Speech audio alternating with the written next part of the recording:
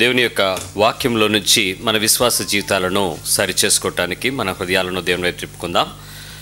దేవుని యొక్క మాట మనం వింటున్నాం కదా, జాగ్రత్తగా ఉండడం. క్రైస్తవ విశ్వాసంలో ఎలాంటి జాగ్రత్త కలిగి ఉండాలి, క్రైస్తవ సాక్ష్యమును ఎక్కడెక్కడ జాగ్రత్తగా కాపాడుకోవాలి, ఎలాంటి పరిస్థితుల్లో మనం బలహీనమైపోతున్నామో మొదటి విషయాలను వింటున్నాం. దేవుని మర్చిపోయే అవకాశాలు మనకి ఎప్పుడు ఉంటాయి కాబట్టి వాటిలో మనం జాగ్రత్తగా ఉండాలి. రెండవది, దేవుని తిరస్కరించేస్తాం, దేవుడిని పట్టించుకోకుండా తోసేసే పరిస్థితి ఉంటుంది, దాని విషయంలో మనం జాగ్రత్తగా ఉండాలి. మూడవది, అనవసరమైనటువంటి బోధలు, నిరర్ధకమైన తత్వజ్ఞానాలు చెప్పేవారు ఉంటారు, అనవసరమైన విషయాలు మాటలు వినిపిస్తూ ఉంటారు, వాటి విషయంలో మనం జాగ్రత్తగా ఉండాలి. నాలుగవది, స్థిరమైన మనస్సు విడిచిపోకుండా మనం జాగ్రత్తగా ఉండాలి అని 4 అంశాలను నేర్చుకున్నాం. 5వ విషయాన్ని మనం ఈరోజు నేర్చుకుందాం. నీ జీవితంలో ఎప్పుడైనా దేవుని దగ్గరకు వస్తే ఇది వస్తుంది అని అంటే దేవుణ్ణి నమ్ముతావా? దేవుని దగ్గరికి వస్తే ఇది పోద్ది అంటే దేవుణ్ణి నమ్ముతావా? దేవుణ్ణి నమ్మడానికి నీకేం కావాలి? నీకు రావాలి, లేకపోతే నీకు కావాలి, అదేదో నీకు ఆశ కలిగి ఉంది. కానీ పరిశుద్ధ గ్రంథం మనకి చెప్పే విషయాలు ఏంటంటే, ఏ విధమైన లోభమునకు నువ్వు ఎడమివ్వకుండా జాగ్రత్తగా ఉండాలి. ఏ విధమైన లోభానికి, లోభం అంటే ఆశ, కోరిక, దాచుకొనుట, దోచుకొనుట, ఉంచుకొనుట, ఇవ్వకపోవుట, లాభం ఆశించుట, దాన్ని గట్టిగా బిగబొట్టుట, ఇవన్నీ లోభాలే. ఏ రకమైన లోభమునకు మీరు ఎడమివ్వకుండా జాగ్రత్తగా ఉండమని వాక్యం చెప్తుంది. ఒకసారి ఆలోచిద్దాం. అపోస్తలుల కార్యాల గ్రంథం 5వ అధ్యాయం, యాక్ట్స్ 5. మనందరికీ తెలిసిన మంచి క్రైస్తవ కుటుంబం ఉంటుంది ఇక్కడ. ఇద్దరు, ఎవరండి? అననీయ, సప్పీరమ్మ గారు. ఏం చేశారో చూద్దామా?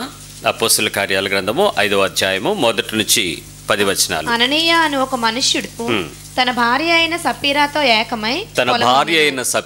ఏకమై పొలం అమ్మెను. పొలము అమ్మేశాడు. భార్య ఎరుకనే వాడు దాని వెలలో కొంత దాచుకొని. భార్య ఎరుకనే అంటే భార్యకి తెలుసా తెలీదా? తెలుసు. ఇద్దరు డిస్కషన్ అయిందా లేదా? ఏ విషయాలు డిస్కస్ అయి ఉంటుంది? మీరేం చేస్తారు చెప్పండి? ఏమి సాయంత్రానికి, లేకపోతే మొదటి వారంలో మనకి ఎరియర్స్ వస్తాయి అన్నాడు అనుకోండి, అదే ఉద్యోగంలో ఎరియర్స్ అంటే పాత బాకీ వస్తుంది అన్నారు అనుకోండి, వెంటనే ఒక ఆలోచన వస్తుంది, అయితే నల్లపోసలు, లేకపోతే ఉంగరం, లేకపోతే ఆ ఫ్లాట్కి అడ్వాన్సు, లేకపోతే ఇంకది అనుకో, ఇద్దరు కలిపి డెసిషన్ తీసుకుంటారు కదా జనరల్గా. వస్తుంది అనగానే జనరల్గా ఎక్కువ సంపాదించేటువంటి వ్యక్తులకు ఎక్కువ పెట్టుబడి పెట్టడం తెలియదు. దానికి ఇంట్లో వేరే వాళ్ళు ఉంటారు, వాళ్ళు చేస్తారు ఆ పని. వెంటనే ఇరుక్కుని వాళ్ళిద్దరూ డెసిషన్ తీసుకున్నారు. ఏం ఆలోచించుకున్నారు? దాని వెలలో కొంత దాచారు, కొంత తెచ్చి అపోస్తలుల పాదముల యొద్ద పెట్టెను. అప్పుడు పేతురు, అననీయ, నీ భూమి వెలలో కొంత దాచుకొని పరిశుద్ధాత్మను మోసపుచ్చుటకు సాతాను ఎందుకు నీ హృదయమును ప్రేరేపించెను? చూడండి, ఆ మాట డైరెక్ట్గా తనతో మాట్లాడుతునేటప్పుడు అననీయ డైరెక్ట్గా మాట్లాడేస్తున్నాడు. పేతురు, అననీయ, నీ భూమి వెలలో కొంత దాచుకొని పరిశుద్ధాత్మను మోసపుచ్చుటకు సాతాను ఎందుకు నీ హృదయంలో ప్రేరేపించను? అది నీ ఎదున్నప్పుడు నీదే కదా, అమ్మిన పిమ్మట అది నీ వశమై ఉండలేదా? ఎందుకు ఈ సంగతి నీ హృదయంలో ఉద్దేశించుకున్నావు? నీవు మనుషులతో కాదు, దేవునితోనే అబద్ధమాడతావని. దేవునితో అబద్ధమాడావు చెప్పాడా? పోనీ ఏమన్నా నేను అబద్ధం ఆడానని? ఏం జరిగింది అక్కడ? అననీయ ఈ మాటలు వినుచునే పడి ప్రాణము విడువగా వినిన వారికి అందరికీ మిగులు భయము కలిగెను. అప్పుడు పడుచువారు లేచి వానిని బట్టతో చుట్టి మోసుకొని ఎవరితో మోసం చేశాడని చెప్తున్నాడు ఇక్కడ? దేవునితో.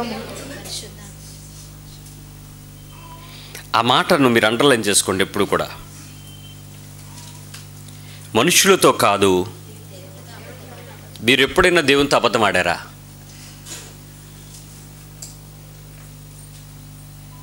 దేవునితో అబద్ధాలు ఎక్కడెక్కడ ఆడతారు ఇన్ జనరల్లీ?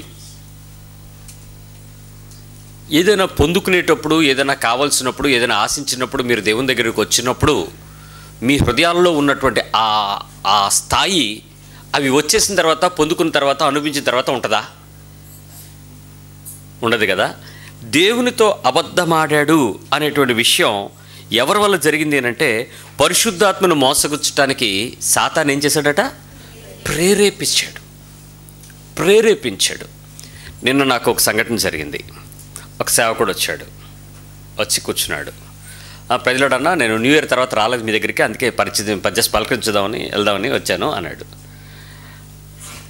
ఆల్మోస్ట్ నేను పరిచయం ప్రారంభించిన ఒక 2-3 సంవత్సరాల తర్వాత తను కూడా పరిచయం ప్రారంభించాడు. 2 years డిఫరెన్స్ మ్యాక్సిమం. కానీ అతని పరిచర్య ఒక చిన్న మందిరం కట్టుకుని మధురవాడ దగ్గరలో జరుగుతుంది. నా దగ్గరికి వచ్చేటప్పుడు తను ఖచ్చితంగా ఎలా చూస్తాడంటే, నా భావం, దట్స్ వాట్ మై ఫీలింగ్, ఈ always expect something from me. Pastor గారు ఏదో ఇస్తారు, అన్నయ్య ఏదో ఇస్తాడు అని వస్తాడు. వచ్చి అన్నయ్య ఓ 10 బైబిళ్ళు కావాలన్నయ్య అన్నాడు, ఇచ్చాను. అన్నయ్య ఒక 20 క్యాలెండర్లు కావాలన్నాడు, ఇచ్చాను. ఓ 15 పాటల పుస్తకాలు కావాలన్నా అన్నాడు, ఇచ్చాను. మళ్ళీ ఇంకోసారి వచ్చి అన్నయ్య నాకు ట్రాక్స్ కావాలన్నా అన్నాడు, ఇచ్చాను. మళ్ళీ ఇంకోసారి వచ్చి ఇంకొన్ని మినిస్ట్రీకి సంబంధించి అన్నయ్య అది పాడైంది, అది వెనకాతలు డయాఫ్రమ్స్ పోయాయి అన్నాడు. వెంటనే తెచ్చి ఇచ్చాను, కొనిచ్చాను. పలానా దగ్గర బాగుంటాయని చెప్పి తీసుకొచ్చి తనకిచ్చి ఇది ఇలా బిగించుకో అని చెప్పాను. తర్వాత వచ్చి అన్న నాకు ఒక రకమైన కేబుల్ కావాలన్నా అన్నాడు, ఆ కేబుల్ కొనిచ్చాను. Every time he expect something in ministry. అంతే కదా, పరిచర్యే కదా తను తీసుకున్నది. సో అదే విషయం నాకు సంతోషం కలిగించింది. ఎందుకంటే నాకు ఇచ్చింది ఎవరు? మరి నేను ఇచ్చింది ఎవరికి? పాస్టర్ కాదు కదా. అందుకని నా హృదయంలో నాకు ఎప్పుడు కోపం అనిపించలే, బాధ అనిపించలే. ఒక 2-3 ఏళ్ళగా తను నాకేం అక్కర్లేదన్నా అంటూనే రావడం మొదలెట్టాడు. కూర్చుని కాసేపు మాట్లాడిన తర్వాత తను ఎన్ని అవసరతలు ఉన్నా దేవుడు తీరుస్తారులేండి అని కొంచెం అవసరతలు పెడుతున్నాడు, అజ్జి రిక్వెస్ట్లు పెడుతున్నాడు. నేను వెళ్ళేటప్పుడు చూసి సర్లే అని చెప్పేసి నా జోబులో ఎంత ఉంటే అంత, అది 1000 ఉండొచ్చు, 2000 ఉండొచ్చు, 5000 ఉండొచ్చు, ఆ టైంకి నా జోబులో ఎంత ఉంటే అంత తనకి ఇవ్వటం అలవాటు చేసుకున్నాను. కానీ కొద్ది రోజుల తర్వాత నా హృదయం నొప్పి పుట్టింది. ఎందుకంటే ప్రతిసారి నా పరిమ అనుకుని నేను తనకెందుకు ఇవ్వాలి?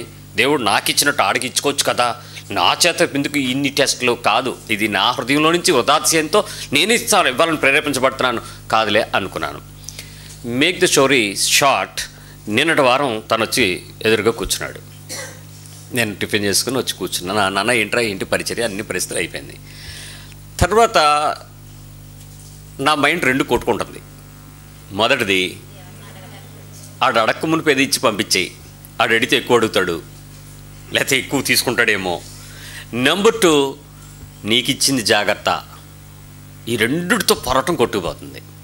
నా హృదయం డిసైడెడ్ ఏంటంటే, నేను ఎట్టి పరిస్థితుల్లోనూ నేను వెళ్ళి డబ్బులు తీసుకొచ్చి ఇవ్వను, అవుట్ అని చెప్పేస్తాను. ఎంత నిర్దాక్ష్యం కలిగిన మనిషినంటే, నిన్న రాత్రి ప్రేయర్ అయిపోయి మీరు ఇక్కడ చూస్తుండగానే ఒక సఫారీ సూట్ వేసుకుని సూట్ కేసు పట్టుకుని ఒక ఆయన వచ్చాడు. వచ్చి పాస్టర్ గారిని కలవాలన్నాడు. మరి ఎవరో డైరెక్ట్ ఏంటి ఎందుకు అని అడగకుండా డైరెక్ట్ నా దగ్గర తీసుకొచ్చి పెట్టారు. అతను నా దగ్గరికి వచ్చాక సూట్ కేసు ఓపెన్ చేసి 2 ఫైల్స్ తీసి 3 తీసి ఏంటండి అని అంటే, నేను జైలు మినిస్ట్రీ చేస్తున్నానని చెప్పి ఒక పెద్ద కాగితం ఇచ్చాడు. దాని మీద 2019 డేట్లన్నీ ఉన్నాయి. ఇదేంటి ఇన్ని డేట్లు ఉన్నాయంటే ఇప్పుడు వెళ్ళిపోయాడా అనుకుని, ఇవన్నీ వెళ్ళాలి ఈ సంవత్సరం అన్నాడు. ఓకే, ప్లానింగ్ బాగానే ఉంది. చర్చ్ ప్లాన్ చెప్పాడు, మా చర్చిలో ఈ రకంగా ఉంది, ఈ సరిపోవట్లేదు, ఇప్పుడు పెంచాలనుకుంటున్నాను అని చెప్పి బ్లూ ప్రింట్ తీశాడు, అమ్మోనియా ప్రింట్. అది పెట్టి ఇలా చేయాలనుకుంటున్నాం, దీనికి లెటర్ చూడండి అన్నాడు. దానిలో ఏముందంటే దానికి more than 10 lakhs అవుతుందని ఉంది. మీ దేవుడు ప్రేరేపిస్తే ఇచ్చేయండి అన్నాడు. ప్రేరేపించబట్టలేదు, వెళ్ళిపోండి అన్నాను. అస్సలు నేను ఎక్కువ వెయిట్ కూడా చేయలే. థ్యాంక్ యూ, ప్రేర్ చేయమన్నా చేస్తాను, వెళ్ళిపో. ఇంకా పెద్ద ఆయన అంత కఠినంగా కర్నూలులోడు వైజాగ్ వచ్చి అడుక్కోవడం ఏంటి, కర్నూలు గొడ్డిపోయినట్టు. అందుకని అసలు బాగున్నా. ఇదే మనసు వాడి మీద ఉంది, ఇప్పుడు నా మిత్రుడి మీద ఉంది, సేమ్ మైండ్, ఏం మారలే. కూర్చుని 2 నిమిషాలు ఆలోచిస్తుంటే ప్రార్థన అయిపోయింది. తనకి చెప్పాల్సినవి చెప్పేసుకున్నాం, మాట్లాడాల్సినవి మాట్లాడేసుకున్నాం. తనకు సూచనలు చెప్పేశాను, సలహాలు ఇచ్చేసాను, వాక్యం చెప్పేశాను. మీ ఇద్దరు చాలా బలపడ్డాం. ఫెలోషిప్ అంటే బాగుంటుంది కాబట్టి ఆ ఫెలోషిప్ ఒక సేవకుడిగా తన దగ్గర కొన్ని విషయాలను బట్టి నేను కూడా చాలా సంతోషించాను. ఆ వెళ్ళేటప్పుడు మాత్రం ఏమీ ఇవ్వకుండా పంపించేస్తే ఎంత సంతోషంగా ఉంటుందో నాకు ఒకడికే తెలుసు. పరిశుద్ధాత్మ దేవుడు ఏమంటున్నాడు తెలుసా? నీ హృదయాన్ని నువ్వు మోసం చేసుకుంటున్నావు అన్నాడు. Sorry lord, I never cheated my self. నేను చేయను, నేను మోసం చేసుకోలేదు నా హృదయాన్ని అని కఠినంగా చెప్తున్నాను. చెప్తూ ఉంటే నీ జోబులో చేపెట్టన్నాడు. నేను వేసుకున్నది నైట్ ప్యాంట్. రాత్రి వేసుకునేటువంటి బట్టల్లో డబ్బులు దాస్తారా? అంత నైట్ ప్యాంట్ జోబులో డబ్బులు ఏంటి అని ఇలా చేపెట్టాను. ఏదో తగులుతుంది. అయ్యో బాబోయ్, నిజంగా మోసం చేసుకోవడం కాదు ఇది, నిజంగా కూడా ఉంది, తగులుతుంది, ఎక్కడది అని ఒక 2 నిమిషాలు ఆలోచించాను. నిన్న చర్చ్ నుంచి వచ్చేసేటప్పుడు దారిలో ఒక చోట ప్రేయర్కి ఆగాను. వాళ్ళు జోబులో పెట్టారో చేతిలో పెట్టారో కూడా గుర్తులేదు నాకు. జోబులో పెట్టాను. అది ఇక్కడ ఉండిపోయిందా? నేనేమనుకున్నాను, ఆల్రెడీ ఇవ్వాలనుకున్నానా ఇవ్వద్దనుకున్నానా? బేసిక్ ప్రైమరీ థింగ్ అయితే నో. ఇప్పుడు ఏమంటున్నాడు తెలుసా? అది తీసిచ్చా అన్నాడు. వా, ఎలా పెడతాడండి దేవుడు అనుకుంటూ. ఇప్పుడు సమస్య ఏంటి? అది కాదు. వాడు నాతో ఒక పదం వాడాడు ఆ షాప్లో, అక్కడ ప్రేయర్ చేసి వచ్చేస్తున్నప్పుడు ఆ రోడ్డు మీద. ఏమన్నారంటే, మేము ఎలా ఉన్నప్పటికీ కూడా దేవునికి మేము ఇచ్చేస్తాం, ఇది మా దశమ భాగం అన్నాడు. నాకు తెలిసి వాళ్ళు ఒక 4-5 నెలల నుంచి చర్చికి రావట్లా. వ్యాపారం నిమిత్తం నేపాల్ వెళ్ళాడు కళ్ళద్దాలు టోపీలు అమ్మడానికి. అక్కడి నుంచి వచ్చాడు. ఎలా వచ్చుంటాడు ఊహించండి. తెలియదేంటి, చాలా చూస్తారే. బాగానే ఇప్పుడు ఇచ్చేది కూడా, ఇప్పుడు నా జోబులో ఉన్నది కూడా చూసేవాళ్ళ చూడకుండా ఇవ్వాలా. అది మోసం. ప్రేరేపణ ఎలా ఉంటుంది చూసారా? చూసా చూడకుండా హృదయాన్ని మోసం చేసుకునేది అక్కడ స్టార్ట్ అవుతుంది. ఇప్పుడు అననీయ సప్పీరాకి డబ్బులు ఎక్కువేం కాదు, సేవకి ఇవ్వాలని మనసు లేకపోవడం అంతే. తీసుకొచ్చి ఎందుకు పెడతారు అపోస్తుల పాదాల దగ్గర? ఎందుకు అమ్ముతారు అసలు? They have the clear conscious. But think by giving దగ్గరికి వచ్చేటికి పీకింది నాలాగా. నాలో కూడా అననీయ ఉన్నాడు, సప్పిరం లేదు కానీ. పట్టుకుని ఎలా 2-3 నిమిషాలు ప్రార్థన ఆమెన అయిపోయిన తర్వాత కూడా ఊగుతున్నాను. తీయనా మా అన్న, చూడనా మా అన్న, అది ఎంత 1-2? నిజం చెప్పనా, జోబులో చెయ్యి వెళ్ళిపోయి తడుముతుందాన్ని. మడతలేమన్నా ఉన్నాయా? సింగిలా? ఎక్కువ ముడతలుంటే ఎక్కువ ఉన్నట్టు, సింగిల్ మడతుంటే తెలిసిపోద్ది. మనకి అంత సెన్సో, చేతులకి తాకి చూసేస్తాం కదా. కానీ ఇలా దగ్గరికి వెళ్ళగానే మళ్ళీ గద్దించాను, చూడకుండా పెట్టాలి. ఆయన వాక్యం నాకు గుర్తొస్తుంది. ఈ చేతితో ఇచ్చేది ఈ చేతికి తెలియకుండా చెయ్యి. ఇచ్చింది ఎవరు? మరి ఇప్పుడు ఇవ్వాల్సింది ఎవరు మనస్సు? దేవుని మనస్సుతో. ఇప్పుడు నేను ఇవ్వగలనా? ఫైట్ ఉంది కదా లోపల. ఇప్పుడు నా హృదయాన్ని నేను మోసం చేసుకుంటే తప్ప కొన్ని పనులు చేయలేను. There it is. నా హృదయానికి నేను కొన్ని సమ్మతమైన విషయాలు చెప్పుకోవాలి. ఇలాగుండు అలాగుండు అనేది చెప్పుకోవాలి. చెప్పుకుని నా మనసును అణుచుకుంటేనే నేను ఆ పని సంతోషంగా చేయగలను. దేవుడు ఎలాంటి వారిని ప్రేమిస్తాడట? ఉత్సాహముగా ఇచ్చేవారిని ప్రేమిస్తాడని. ఇప్పుడు నేను ఉత్సాహంగా ఇవ్వగలనా? ఇంకే రకంగా? 1000 రూపాయలు నా జీతం ఉన్నప్పుడు 100 రూపాయలు కానుక ఇవ్వడానికి నాకు ఎప్పుడు ఇబ్బంది ఉండదు. 1,00,000 రూపాయలు నా జీతం వచ్చినప్పుడు 10,000 దాటి తీయటానికి నా మనసు కొట్టుకు చచ్చిపోతాయి. బికాస్ తక్కువ నొప్పి. ఇచ్చేదంతా ఎవరిది? మళ్ళీ అది మర్చిపోతాం. ప్రభువా, నా హృదయం నన్ను మోసం చేస్తుంది, నువ్వు చెప్పింది కరెక్టే, నేను క్షమించు, నేను ఒప్పుకుంటున్నాను, నన్ను సమాధానపరచు. నా హృదయంలో దాన్ని చూడకుండా నేను చేయటానికి ఇప్పుడు నేను ప్రేరేపించబడతానని చెప్పి తను ప్రార్థన చేస్తుండగా నా కళ్ళు మూసుకొని నా జోబులో చేపెట్టి తీసి అతని జోబులో తోశాను. మనసు కొంచెం ప్రశాంత పడింది. కానీ నాకు తెలిసిపోయింది ఎంతో. ఎలాగో మీకు చెప్పలేను కానీ నాకు తెలిసిపోయింది. అది ఎంత ఉంటుందో సుమారు ఎస్టిమేషను వచ్చేసింది, ఫిగర్ అవుట్ వచ్చేసింది. ప్రభు నా అర్పణ అంగీకరించి ఉంటాడా? Did he accepted my offering? తీసుకుని ఉంటాడా? దేవుడు అంగీకరించాడా? నా ఇచ్చే మనసు నిజమైందేనా? నా హృదయంలో నేను మోసం చేసుకున్నాననే విషయాన్ని నేను ఒప్పుకున్నాను. కానీ నేను ఆ పని చేసేటప్పుడు అంత స్వతంత్ర మనసుతో, స్వతంత్ర హృదయంతో, పరిశుద్ధమైన ఆ అంతఃకరణ శుద్ధితో నేను ఆ పని చేయగలిగానా? ఎందుకు నేను చేయలేకపోయాను? ఎందుకు ఆ బలహీనత నా మీద దాడి చేసింది? నేను ధనాపేక్ష ఉన్నవాడినా లేనివాడినా? ఉంది, బయటికి కనపట్ల అంతే. నేను కానుకలు అడగను, అబద్ధం. లోపల నా కానుకను ప్రేమించే మనసు ఉన్నప్పుడు నేను అడిగితే ఏంటి, అడగపోతే ఏంటి? నేను తీసుకుంటే ఏంటి, తీసుకోపోతే ఏంటి? దాచుకుంటే ఏంటి, దోచుకుంటే ఏంటి? రెండు ఒకటే. లోభమునకు ఎడమివ్వకుండా ఎక్కడెక్కడానంటే ఫైనాన్షియల్ మ్యాటర్స్ దగ్గర ఫస్ట్ మన హృదయం గుద్దేస్తుంది. ఆర్థిక సంబంధమైన విషయాల దగ్గర మన హృదయం బాగా నలిగిపోతుంది. ఎక్కడా అని అడిగితే అననీయ సప్పిరా ఎక్కడ తప్పు చేసినట్టు కనపడలేదు. కానీ పరిశుద్ధాత్మను మోసపుచ్చడానికి సాతాను నీ హృదయమును ప్రేరేపించాడు. దేన్ని ప్రేరేపించాడు? హార్ట్ ప్రేరేపిస్తాడు, హార్ట్ని ప్రేరేపిస్తాడు. నీ దగ్గరికి ఎవరైనా వచ్చారు, మీ అమ్మగారు వచ్చారు, అమ్మా ఇది ఎప్పుడు కొన్నావురా, బాగుంది అంది. ఏమ్మా కావాలా అని అడిగావు. ఎందుకు? ఇచ్చేద్దామనే మనసే కదా నీకు. అమ్మ నువ్వు పట్టుకెళ్ళి నేను మళ్ళీ కొనుక్కుంటాను అంటావు కదా. అదే తల్లి కూడా నువ్వు నిన్ను అలాగే అంటది చనువుతో, నీకెందుకే నేను తెస్తాను కదా నువ్వు వెళ్ళు అని అంటది. అత్తగారు వచ్చి ఇది ఏంట్రా అని అడిగింది, నీ చెవుల్లో కనపడింది. అది నెక్స్ట్ ఆ వస్తువు అక్కడ ఉంటుందా? అత్తగారు చూశాక కనపడదు, అది ఇంకో ప్లేస్లోకి వెళ్ళిపోద్ది. కారణం ఏంటి? ఎడమిచ్చావు, నీ హృదయములో లోభమునకు ఎడమిచ్చావు. ఆ వస్తువు నా సొంత ఇంటికి వెళ్ళిపోతే నాకు ఇబ్బంది లేదు, కానీ నా అత్తగారింటికి వెళ్తానంటే మాత్రం ఒప్పుకోడు. ఇంటికి ఎందుకు వెళ్ళట్లేదమ్మా? భర్త వచ్చి చెప్పాడు, ఆవిడ వెళ్ళట్లేదన్నా, ఒక్కసారి మా ఇంటికి రమ్మని మా ఆవిడికి చెప్పండి అని. ఎట్రా మరి నువ్వు ఈ చిన్న పిల్లల్లో అంటే, లేదన్నా మీరు చెప్తే వెళ్తుందన్నా మా ఆవిడ ప్లీజ్ అన్నాను. ఏమ్మా వాళ్ళ ఇంటికి వెళ్ళట్లేదన్నంటే, అన్నయ్య మీతో చెప్తే సిగ్గుసేట్ కానీ స్పూన్ ఇంతవరకు ఇవ్వలేదు మా అత్తయ్య, అందుకే వెళ్ళటం మనిషినంది. స్పూను 6 కలిపి కొనుక్కుందంట డిమార్ట్లో, 6 సెట్ అంట. ఆ డబ్బాలో పాటు ఆ స్పూన్ వెళ్ళిపోయింది, డబ్బా వెనక్కొచ్చి స్పూన్ ఇవ్వలేదు వాళ్ళ అత్త. ఎంత కాంది కాకపోతే అంటుంది. మాటలు సరిగ్గా మాట్లాడమ్మా, ఏంటి ఆ పెద్దలతో చిన్నంత లేకుండానంటే, అంటే స్పూన్ అన్న స్పూన్తో దాన్ని కాపురం కట్టేసుకుంటుందా? ఇవ్వలేదా? నేను అదే అడుగుతున్నాను, నువ్వు కట్టేసుకుంటావా? వదిలే అంటాను నేను అంటే, అచ్చే సిగ్గులేదన్న వాళ్ళకి. వద్దమ్మ మాటలొద్దు, పాపం అవుతుంది, విస్తారమైన మాటల్లో దోషాలు ఉంటాయి, విడిచిపెట్టి ఆ స్పూనే కదా. రై బాబు ఇంకో 2 సెట్లు గుర్తించి పడేది మొహాన్ స్పూన్లు అంటే, నా స్పూనే కావాలి. అది ఏంటో మీకు మీద వచ్చే ఆనందం, అది రాకపోతే వేదన.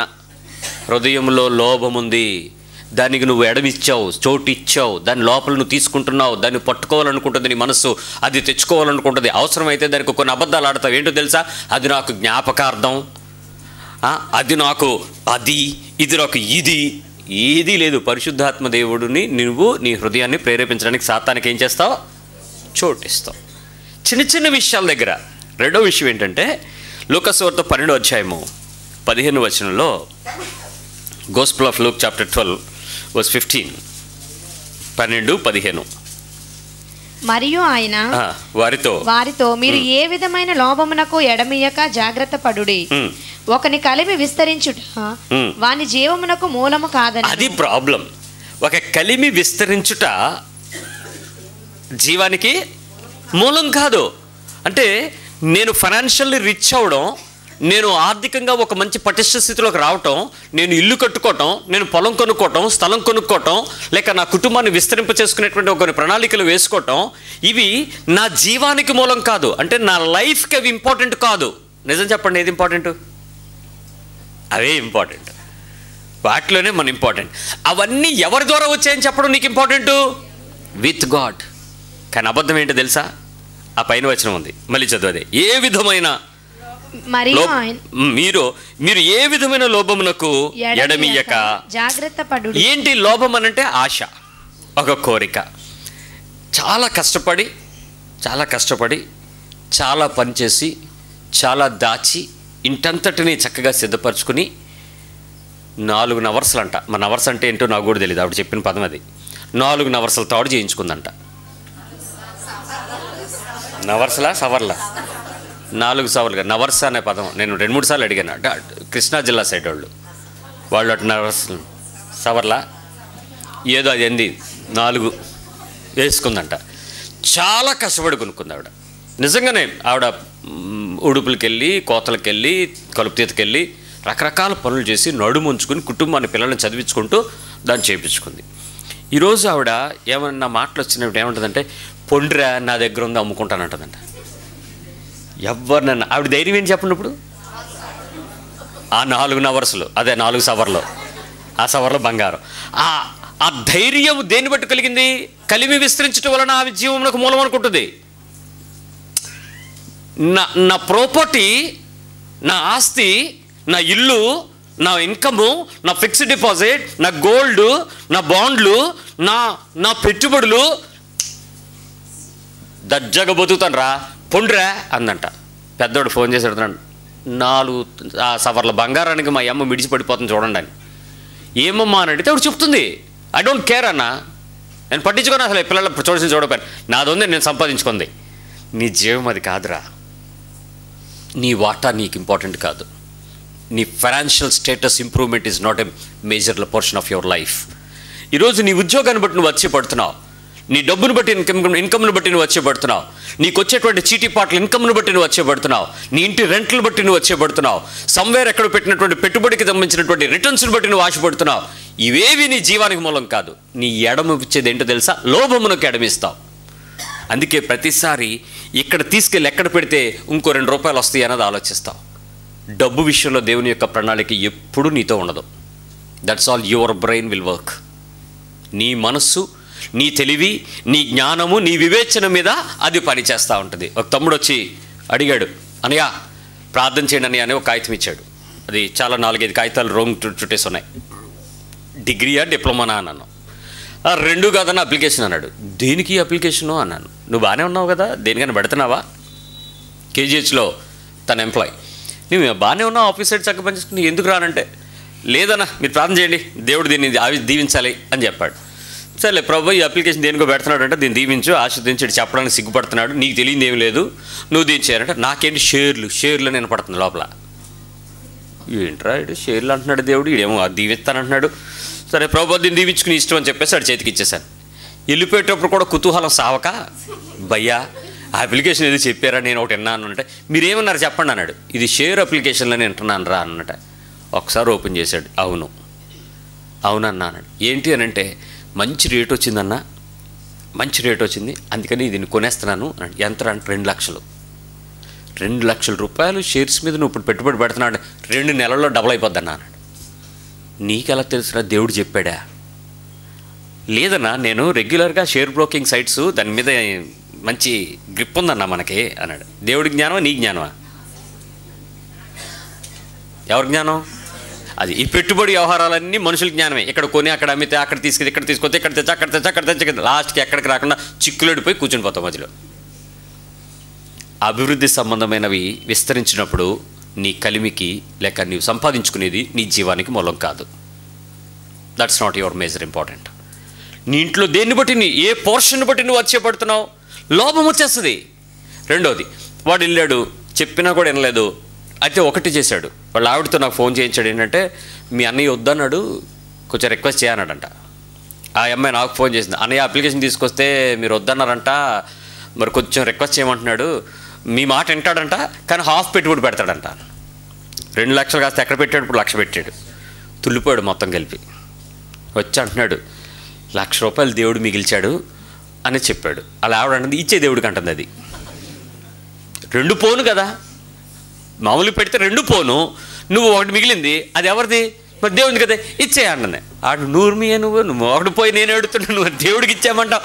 ఏమైంది? కలిమి హృదయంలోకి ఏం కలిగింది? That's a fight comes. దేవుడికి ఇచ్చేయడం అనేది పక్కన పెట్టండి. దేవుడి కంటే మధ్యలో దయ్యం పాస్టర్ వాడు కనపడతాడు కాబట్టి 10సారి పాస్టర్కి ఇస్తున్నాడు అనే ఫీలింగ్ ఉంటుంది.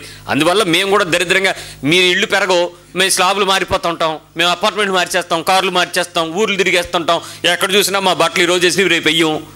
దాన్ని బట్టి మీకు ఎలా ఉంటుంది? వీడు జీవించబడుతున్నాడు అన్నట్టే ఉంటుంది. మరి మీ సొమ్మే కది, అందుకు మీకు ఇచ్చేటోడు మేము ఉంటాం కాబట్టి నొప్పడుద్ది కాదంటలా. కానీ దేవుని పెరట్ ఇచ్చే పద్ధతి వేరే ఉంటుంది.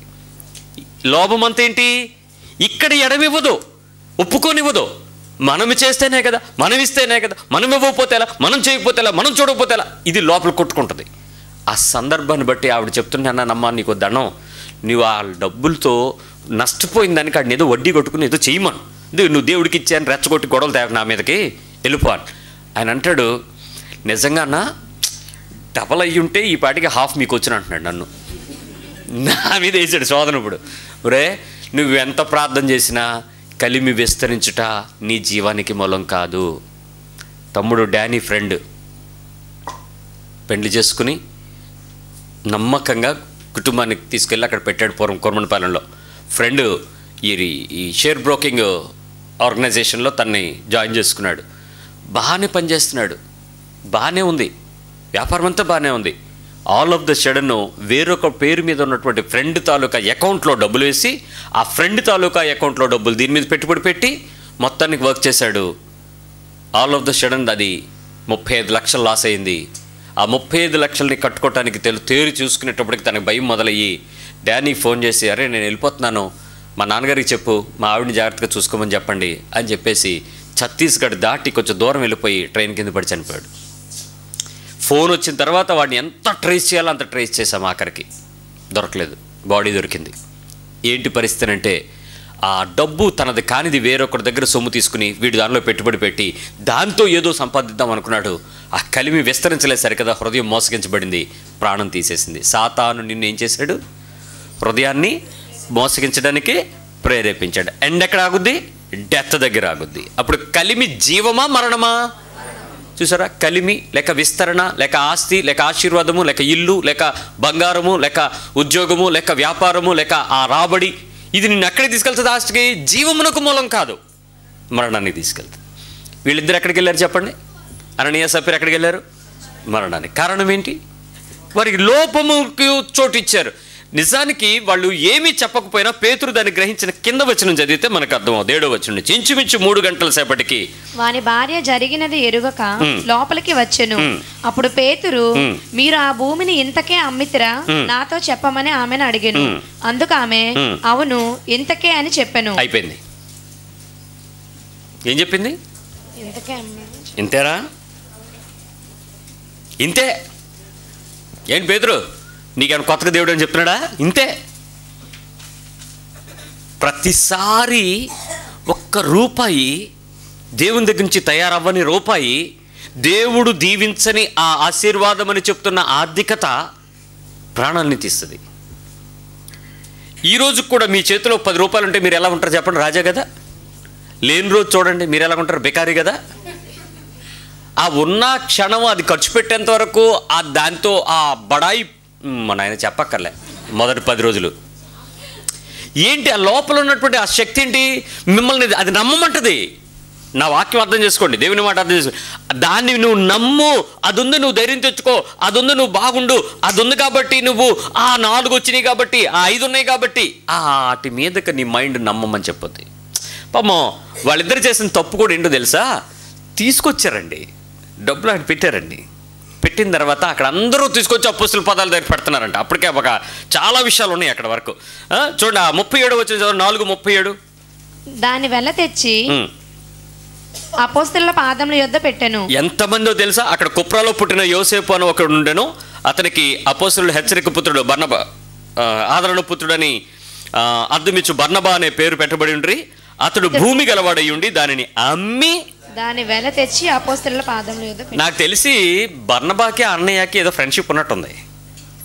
కొన్నిసార్లు మనం ఒకటి చేస్తే ఇంకోటి రెండోడు పక్కన కూడా చేస్తుంటాడు. ఈ ప్రేరేపణ పాస్టర్లకు ఎక్కువ అర్థమైపోయి పేర్లు చదువుతారు. పలానా స్వరూపరాణి ₹2,000, పలానా సతీష్ బాబు ₹5,000, పలానా ఆలివ్ గ్రీన్ ₹3,000 అంటే అప్పుడు అవతలాడు, నువ్వేటి ఇవ్వలేదా?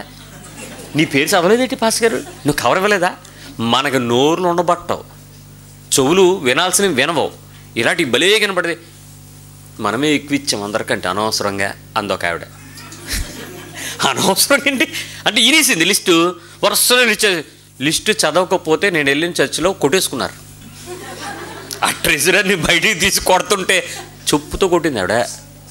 నేను వెళ్ళి చెప్పులు లాక్కుని చర్చికి వచ్చారా దేనికి వచ్చారు లేకండి అనేసి నేను దెబ్బలాడితే ఆవిడ నువ్వెవడో కొత్తగా ఉన్నావని. కొత్తగా ఉండగా చర్చిలో గొడవ పడమండి. నేను ఫస్ట్ రోజు వచ్చాను చర్చికి, ఈ చర్చి దేవుడు చూపించింది ఏమనుకుని వచ్చాను. ఈ కొట్టుకోవడం ఏంటంటే నొక్కేశాడు నా కాగితాలు, నా చదవలేదు అని చెప్పి మల్కాపురం బ్యాప్టిస్ట్ చర్చ్ దగ్గర కొట్టుకుంటా. నాకు షాక్ అయిపోయింది, ఇదేంటి ఇలా కొట్టుకుంటారా? ఆ కవర్ల మీద ఉన్న డబ్బులు చదవకపోతే దెబ్బలాడుకుంటారా? మీరు ఇనుంటారులే, మీరేం పెద్ద మొక్కలు అలా పెడతారు అంతే. ఇవన్నీ కామన్ థింగ్స్. అంటే ఏంటి? ఆమె నాకు ప్రేరేపించబడినప్పుడు ఆ ప్రేరేపణకు తగిన గొప్ప ఫలము చెప్పితేనే ప్రకటిస్తేనే అనేటువంటిది సంఘంలోకి వచ్చేసింది. అది రివాజు కాదు, అది అలవాటు కాకూడదు, అది బైబిల్లో లేని క్రమం. అలాంటి ప్రదేశాలలో మనం అనవసరమైన ప్రేరేపణలు, ఫాల్స్ అన్నమాట, అవి దొంగ ప్రేరేపణ. మనం కూడా తప్పుడు ప్రేరేపణలు ప్రేరేపించబడి ఇవ్వడానికి ప్రయత్నం చేయటం ఎప్పుడు అలాంటివి కలిమికి విస్తరణ ఎప్పుడు కూడా నీ జీవానికి మూలం కాదు, ప్రాణం తీసేస్తుంది. రెండవది, అక్కడికి వచ్చిన తర్వాత ఇంతేనా అంటే వాళ్ళు ఆమె ఒక్క మాట, పేతురుబాబు నీకు తెలియంది ఏట్లేదు, మనం చెప్పినట్టు నీకంతా దేవుడు చూపెట్టేస్తాడు కాబట్టి మేము అమ్మింది 50,000కి అమ్మాము, 30,000 ఫిక్స్డ్ డిపాజిట్ వేసాము, 2 పిల్లలకేను 20,000 తీసుకొచ్చి నీ దగ్గర పెట్టాను, అయిపోయింది, ఫినిష్. అది బతుకుండు కనీసం. ఆ ఇద్దరు పిల్లలకి తల్లి నుండు. ఏం జరిగింది తర్వాత మాట? అందుకు పేతురు, ప్రభువు యొక్క ఆత్మను శోధించుటకు మీరెందుకు ఏకీభవించితిరి? ఇందాకేం చేశారు సాతాను? మీ హృదయమును ఎందుకు ఇందాక ముందు పరిశుద్ధాత్మను మోసపుచ్చు హృదయమును ప్రేరేపించారు. ఇప్పుడు ప్రభువు యొక్క ఆత్మను శోధించుటకు మీరు ఎందుకు ఏకీభవించితిరి? దేవుని ఆత్మను ఏం చేశారు? వీళ్ళు శోధించారు. వాళ్ళు శోధించబడ్డారు. దాచుకుందామా ఉంచుకుందామా ఇచ్చింది. అక్కడ చాలా శోధన వచ్చేసింది. ఆ శోధన వాళ్ళకి రిజల్ట్ ఏం తీసుకొచ్చిందనంటే, మేము ఇంతే కాదు మొత్తం ఇంతే అనేటట్లుగా ఎగ్జిబిట్ అయ్యేలాగా చేసింది. మేము ఇంతే చేసాము, ఇంత ఇచ్చాము తెలుసా అనేలాగా తనని లోపల నుంచి బయట తీసుకొచ్చేసింది. పరిశుద్ధాత్మను శోధించకూడదు, పరిశుద్ధాత్మను దుఃఖపరచకూడదు, పరిశుద్ధాత్మతో అబద్ధం ఆడకూడదు. నీ హృదయమును ప్రేరేపించడానికి నీకు ఏ విధమైన దానిని వస్తే దాని వైపు చూడకూడదు, ఎప్పుడు దాని వైపు చూడకూడదు. గమనించండి, నేను ఒకరోజు సువార్తకి తీసుకెళ్తాను మిమ్మల్ని. ఆ ఇంటి దగ్గరికి మీరు వెళ్ళినప్పుడు మీటింగ్కి ఎక్కడ కూర్చోవాలి తెలుసా? రోడ్డు మీద కూర్చోవాలి. రోడ్డు మీద ఈ గుమ్మలోంచి గుమ్మను అడిగేసావు అనుకో, మోకాలు లోతు ఉంటుంది ఇంటి ముందు కాలువ, దాన్ని పడిపోతావు. ఇంత కాలం ఉంటుంది, ఈ కాలువ దాటి అవతలకి వెళ్ళాలి. మురుగు నీరు అలా వెళ్తూ ఉంటుంది. అది ఎంత చిన్నటి పాక, అది ఆ మిల్లు. అక్కడ మీటింగ్ పెట్టాలంటే ఇంట్లో ఎంతమంది దూరుతాం? మహా అయితే 3. కాబట్టి 30 మంది వెళ్తే ఎక్కడ కూర్చోవాలి? రోడ్డు మీద కూర్చోవాలి. ఆవిడ కుర్చీలు కూడా వేసుకోలేదు, ఎందుకంటే ఎవరో క్రిస్టియన్స్ అంటే కొన్నిసార్లు. సో ఆ రోడ్డు మీద సాపేసుకుని అక్కడే కూర్చుని టార్పన్ వేసుకుని మేము వాక్యం చెప్పుకొని ప్రార్థన చేసుకుని వచ్చేస్తూ ఉంటాం. ఆ ప్రదేశంలో ప్రార్థనకు వచ్చేసిన మీ అందరూ దేవుని మాట చక్కగా విన్నారు, సంతోషించారు. ఆ చిన్న పువ్వు వాకల ఏమి ఇస్తలే అనుకున్నారు. ఏదో ఇచ్చింది మిచ్చురు, ఏదో తిన్నాం మిచ్చురు జిలేబీ అయిపోయింది. మరొక ధనవంతుడి ఇంటికి వెళ్ళారు. వాళ్ళ ఇంట్లో అందరికీ కుర్చీలు వేసి కూర్చోబెట్టారు, ఇంట్లో ఏసీలు వేసారు, అందరికీ 7 డ్రింక్ ఇచ్చారు. సాయంత్రం వెళ్ళిపెట్టేటప్పుడు అందరికీ ఒక మంచి కేకు, ఒక మంచి బిస్కెట్స్, మరి ఇంకో 2 ఐటమ్స్ చక్కటిగా ఒక్కొక్కరికి ఇచ్చారు. అంత హ్యాపీగా ఉంది. నీ హృదయం ఎవరి వైపు తిరుగుతుంది? ఇద్దరి దగ్గర చెప్పింది వాక్యమేనా కాదా? పాస్టర్ ఒకడైనా కాదా? కానీ నీ మనసు ఎవరిని ఎక్కువ చూస్తుంది? ఇప్పుడు వాళ్ళు ఇచ్చిన దాన్ని బట్టి, నిజానికి వాళ్ళకి ఉన్నదాన్ని బట్టి, వాళ్ళు పొందుకున్న దాన్ని బట్టి వాళ్ళ జీవం అదేనా? కాదుగా. లేమిలో ఉన్నది కాబట్టి అది ఇచ్చిన దాన్ని బట్టి ఆమె జీవము లేనిదా? కాదుగా. ఎందుకు మన హృదయము ఉన్నవారి వైపు ఒకలాగా, లేని వారి వైపు ఒకలాగా మైండ్ అలా జరుగుతుంది? నీ మైండ్లో జీవమునకు ఆధారమైన దేవునికి బదులు మరి దేనికో ఎడమిస్తుంది. వాళ్ళలాగా మనం కూడా ఉంటే బాగున్నాం. వాళ్ళ ఇంట్లో ఎంత బాగుందో, వాళ్ళ ఇంట్లో అది, వీళ్ళ ఇంట్లో ఏం లేదు, కానీ వాళ్ళ దగ్గర ఈ మ్యూజిక్ అంతం ఉండదండి. ఎన్ని మ్యూజిక్లు వస్తాయో. ఎడమిస్తున్నావు దేనికి? నీ హృదయంలో లోభానికి నువ్వు ఎడమిస్తున్నావు. పోలిక, కలిమి సంబంధమైన పోలిక, ఆస్తి సంబంధమైన కోరిక, వస్తు సంబంధమైన కోరిక లేక పోలిక, వారు వేసుకున్న వస్త్ర సంబంధమైన పోలిక, కోరిక నీ హృదయంలోకి ఏం చేస్తుంది? ఎడమిస్తుంది. లోభాన్ని తీసుకొస్తుంది, లోభమును తీసుకొస్తుంది, ఆశను తీసుకొస్తుంది. ఆ కోరిక నిన్ను బలహీనపరుస్తుంది, నిన్ను నిరుత్సాహపరుస్తుంది, జీవములో కలిగిన దేవునిలో ఉండనివ్వకుండా చేస్తుంది. నీ సొంత ఇంట్లోనే అన్నయ్యకి బాగా ఆశీర్వదించబడి ఉండొచ్చు, చదువుకున్నాడు చిన్నోడు, మీ అమ్మగారం వల్ల నువ్వు చదువు అవ్వక నువ్వేదో తిరుగుతూ ఉండొచ్చు. కానీ నీకు ఇప్పుడు వాళ్ళని చూస్తే ఏం కలుగుద్ది? అసూయ. లోభమునకు ఎడమివ్వద్దు, నా బతికింతే అని నీకు అనుకుంటుంది, సరిపెట్టుకుంటావు. కానీ ఎక్కడో నొప్పి ఉంటుంది. ఆడికేమి? ఆడికి అన్నీ ఉన్నాయి. ఆడికి ఉన్నాయని ఏడుపా, నీకు లేవని ఏడుపా? లోభముంది నీ హృదయంలో, దాని గురించి ఏడు. విపరీతమైన ఆశ కలిగి ఉన్నావు, దాని విషయంలో చాలా భయము, ఆ విషయంలో నువ్వు చాలా ఎక్కువ శోధించబడతావు. జాగ్రత్త. నేను ఒక మాట చెప్పనివ్వండి. నువ్వు కొన్ని పోగొట్టుకున్నావు. ఒకసారి చెప్పండి మీ పక్క వాళ్ళకి. కొన్ని దొరికిసాయి. ఇప్పుడు చెప్పండి ఎలా ఫీల్ అవుతావు ఇప్పుడు దొరకని వాటి గురించి? సరే, మీకు ఉదాహరణ చెప్తే బాగా అర్థమవుతుందండి.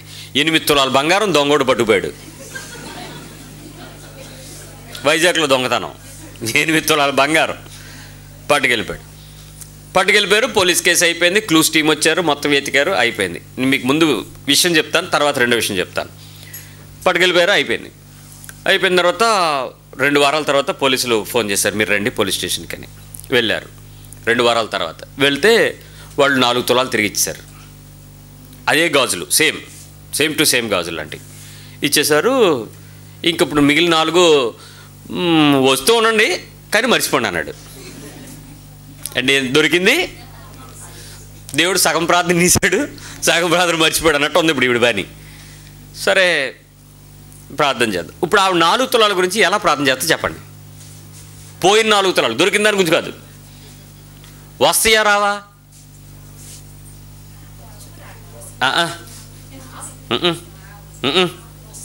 అంతే.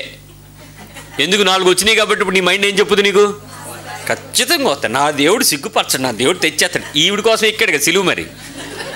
అందుకు ఖచ్చితంగా ఎంత బల్లగుద్ది చెప్పుద్ది తెలుసా? ఫెయిత్ వస్తుంది అంతే. నా దేవుడు తెస్తాడు అంతే అని. ఆ రోజు రాత్రి 4 తులాలు వచ్చేసింది, ఆనందించింది, సంతోషించింది. ఎవరో వచ్చి తలుపు కొట్టారు రాత్రి. తలుపు తీసింది. ఏ పోలీసుడు వచ్చాడని, వీడికి ఎంతసేపు ఆ బంగారం మీద ఉంది కదా. గమ్ము 4 లోపలికి వెళ్ళి మళ్ళీ తలుపేసి చెత్త కొడిశారు వాళ్ళిద్దరిని. భార్య భర్తలిద్దరిని కుమ్మిశారు. ఎలా కొట్టాడంటే తెలుసాడు, పోలీస్ దెబ్బలు చూపించాడు ఆవిడికి. కొట్టేసి వాళ్ళిద్దరూ బెక్క చచ్చిపోయి గుమ్మం కతుకుపోయి, ఎందుకు కొడుతున్నారు చెప్పండి రా బాబా అని అంటే, నీ బంగారం ఎంత ఇచ్చావే దొంగలకి అని అడిగాడు. 8 తులాలు. నీ ఇంట్లో ఉన్నది 4 తులాలే ఒరిజినల్ బంగారం, 4 తులాలు కాకి బంగారం పెట్టి నువ్వు పోలీసు వాళ్ళకి 8 తులాలు బంగారం అని చెప్తావా? వాళ్ళు మమ్మల్ని చెతకొట్టేశారు, మేమే ఆ దొంగలమే, మమ్మల్ని ఎన్ని దెబ్బలు కొడతావని చెప్పి వీళ్ళ 4 మీద పోయింది. విషయం ఏంటి తెలుసా? మరుసటి రోజు హాస్పిటల్లో పెట్టారు, నన్ను పిలిచారు. వెళ్ళేటోడు తప్పు అయిపోయింది, క్షమించి బాబా, కళ్ళు సరిగ్గా చూడు, నేను పాస్టర్ అన్నాను. పోలీసు వాడు అనుకోండి, నేను పాస్టర్ అని సార్. నువ్వు బాబు నువ్వా? ఏంటి ఏమైంది? ఎవరు కొట్టారన్న? దొంగలు ఎందుకు కొట్టారండి? మేము 4 తులాలే పోతే నేను 8 తులాలు కంప్లైంట్ ఇచ్చాను, అందుకు కొట్టారు వచ్చారు. ఎంత గుర్తుంచుకుని వచ్చాడాడు నిన్ను. నిజంగా పోయింది 4 తులాలే బాబు, ఆ మిగిలింది కాకి బంగారం అంటే సరిపోను, 1 గ్రామ్ గోల్డ్. ఇది ఫుల్ పట్టు పోయిందని కంప్లైంట్ ఇచ్చేటాడికి ఆడి దెబ్బలు తిన్నాడు ఊరుకుంటాడా? 4 రికవరీ చేశారు పోలీసు వాళ్ళు. ఆడు చెప్పాడండి అక్కడికి, సార్ ఆ మిగిలిన 4 పట్టుకెళ్తేనే దొరికిపోయాం మేము మీకు. ఆ కాకి బంగారం అమ్మడానికి వెళ్ళినప్పుడు దొరికిపోయాము, అది డూప్లికేట్ సార్ అని అంటే, అదే లేదా వాళ్ళు కంప్లైంట్ ఇచ్చారు, మరి ఇచ్చేయాల్సిందే. ఎందుకంటే మళ్ళీ కంప్లైంట్ ఇచ్చింది ఎలాగా? మన సిపి గారితో మళ్ళీ పోలీస్ కంప్లైంట్ మళ్ళీ ఫోన్ ఒకటి చేయించిందంట. అందుకని వాళ్ళు 4 వచ్చినాయి. ఆమెను అడిగాను, నీకెందుకు ఆ హృదయంలో ఆ కోరిక వచ్చింది? తప్పని నీకు తెలుసు కదా, అది దొంగ బంగారం అని నీకు తెలుసు. అదే దొంగ బంగారం కాదు, కల్తీ బంగారం అని నీకు తెలుసు కదా, అది డూప్లికేట్ అని నీకు తెలుసు కదా, ఎందుకు ఎడమిచ్చావు? ఇప్పుడు చూడు బిల్లు అవుద్ది 1,00,000 రూపాయలు. 1 తులం అమ్మితే కానీ నువ్వు బయటికి రావు. ఎడమిచ్చింది ఏంటి? లోభమునకు ఎడమిచ్చింది, ఒక ఆశకు కోరిక కలిగించింది, దానివల్ల తన ప్రాణం మీదకి తెచ్చుకుంది. అలా ఆయన అంటున్నాడు అక్కడికి, అమ్మాయి 4 తులాలని కంప్లైంట్ రాయివే అని అంటే, అచ్చా వచ్చేంత మీకు ఎందుకని 8 రాసిందంట. ఇంకో సప్పిరమ్మ కదా ఇది. మన హృదయంలో కూడా అలాగే ఉంటుంది కదా. బయటికి కనపడిన సప్పిరాలు బయటికి దాయిసుకో, పర్లేదు, ఏమవుతుంది ఉన్నాయి ఏం కాదు ఉన్నాయి. ఆశ, లోభము, ఆ పోగొట్టుకున్నవి నీకు మళ్ళీ దొరికితే నీ హృదయం నీతో ఏం చెప్పుద్ది చెప్పు? దేవుని నమ్మని చెప్పుద్దా? వస్తువు నమ్మని చెప్పుద్దా? దేన్ని? వస్తువుని. వాటా ఇవ్వమన్నారు మీ వాళ్ళు, మీకు ఇవ్వనన్నారు. కానీ పిలిచి సర్లే తీసుకో అనేసి కొంత ఇచ్చారు, మిగిలింది రావట్లేదు, వస్తుంది రాదు నమ్మకం లేదు. కానీ నీ హృదయం నీతో ఏం చెప్పుద్ది? రవ్వకపోతే మీటింగ్ పెట్టేద్దాం, పెద్దలు పెట్టేస్తాను, కోర్టుకి ఇడిచేస్తాను, ఎలాగైనా సరే ఒక కాగితం పడితే తిరుగుతారు కుక్కల్లాగా. అయ్యో, నీ హృదయం నిన్ను ఎంత మోసం చేస్తుంది. లోభము కలిమి విస్తరించడం నీ జీవానికి మూలం కాదని నీకు చెప్తుంటే, మీకేంటండి ఎవడ లేడు పీసు పిల్ల, నాకు 4 ఉన్నారు. అరే నీకు 4 ఉన్నారు, 40 మందిని ఇచ్చినోడు ఆయన, పోషించేవాడు ఆయన, నువ్వు ఆయన మీద నమ్మకం పెట్టుకో, కింద భూమి మీద డబ్బుని చూస్తావేంటే బాబు? ఎంతసేపు అలాగే ఫీజులు చూస్తుంటే ఎంత ఉన్నాయి. అవును మరి నువ్వు సంపాదించి మిషన్ నువ్వు ప్రింట్ ఇచ్చేస్తున్నావు. దేవుడిగా ఇచ్చేది నీకెందుకు దాని విషయం? దేవుని మీద. అది అస్థిరమైన ధనం, దాని ద్వారా కలిమి అస్థిరమైనదే. స్థిరమైన దేవుని మీద నమ్మకం ఉంచుకో, స్థిరమైన దేవుని వైపు చేతులెత్తు, స్థిరమైన దేవుని వైపు దృష్టి సారించు.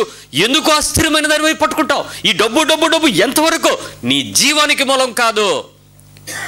రెండో విషయం చెప్తాను, రుణమాఫీ అనండి. ఎంత ఆనందంగా ఉందన్నమాట.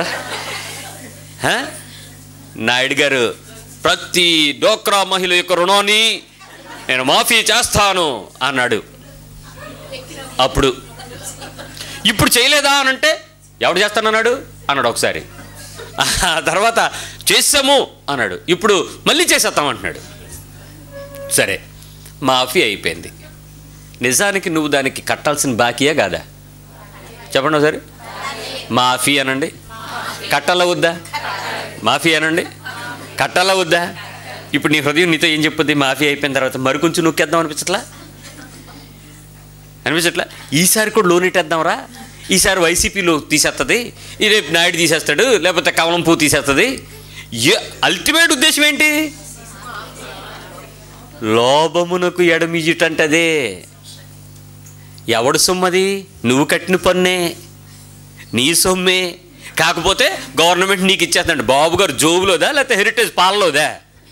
నీదే, మన సొమ్మే అది. నీకు ఇచ్చే పెన్షన్ నీదే, రుణమాఫీ నీ మీదే.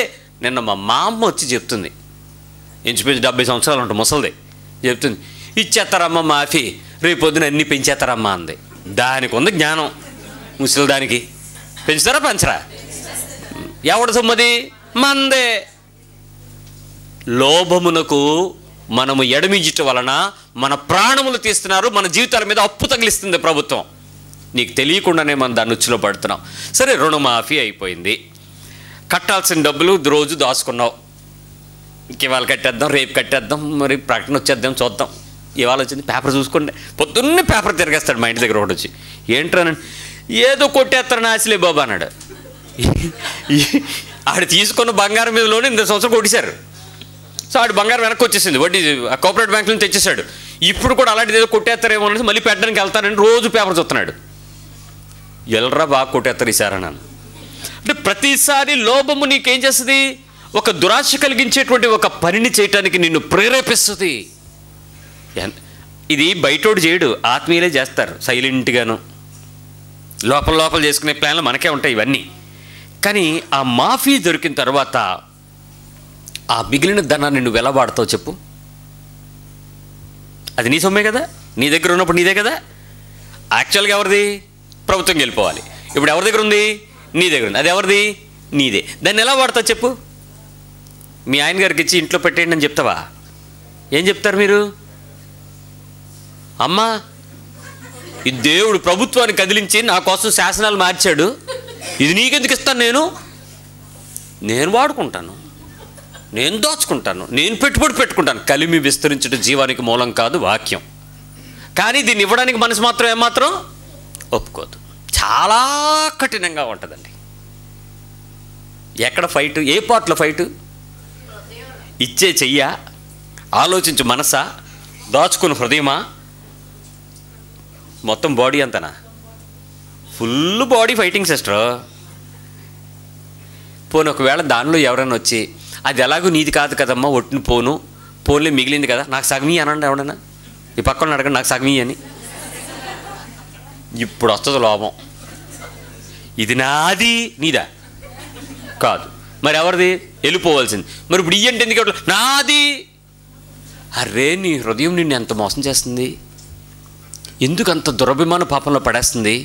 ఎందుకు దాని మీద నీకు అంత ఆశ పుట్టిస్తుంది? ఎందుకు నీకు తెలియకుండానే దాని లోపలికెళ్ళి దాన్ని నాది నలిగిపోతుంది. నీకెప్పుడైనా నా దగ్గర ఒక 20,000 దొరికాయి. ఎన్ని వేలు? నీకు ఇచ్చాను దాయిమని. మన ఇద్దరు వెళ్తున్నానే దొరికినాయి ఆ పర్సు. ఇది ఎవరిదో నమ్మా అని అది తన్నింది, నువ్వు తీసావు.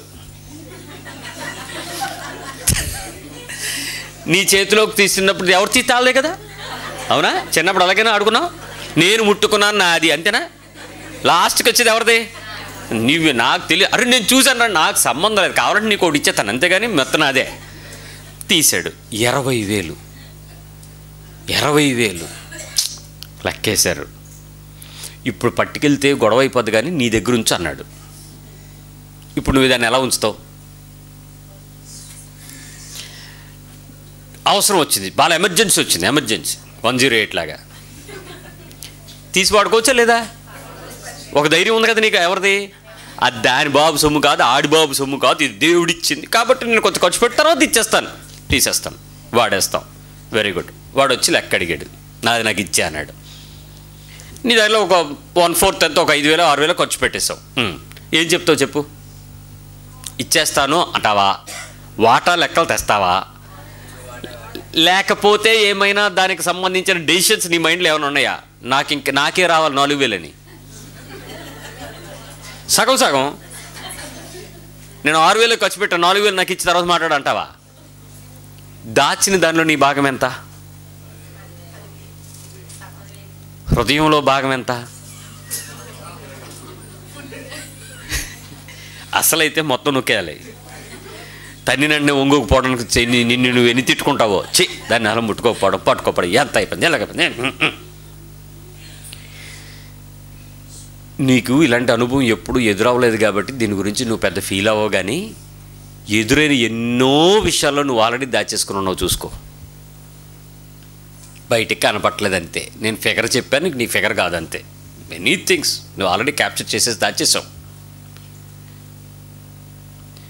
నీకు దొరికినా లేక నీకు ఇచ్చిన దాన్ని దాయటంలో నీ భాగం దగ్గర నువ్వు నమ్మకంగా లేకపోతే దేవుడు నీకేమీ ఇవ్వలేడు. అందుకే మిక్కిలి కొంచెంలో నమ్మకంగా ఉన్నవాడికి మరి ఎక్కువ భాగాల్లో నీకు స్వాస్యం ఇస్తాడు దేవుడు. మిక్కిలి కొంచెంలో నమ్మకంగా ఉండాలట. నీ హృదయంలో ఎప్పుడైనా అలాంటి ప్రేరేపణ వస్తున్నప్పుడు ఇది నాది కాదు కదా అని నీకు అనిపిస్తుందా?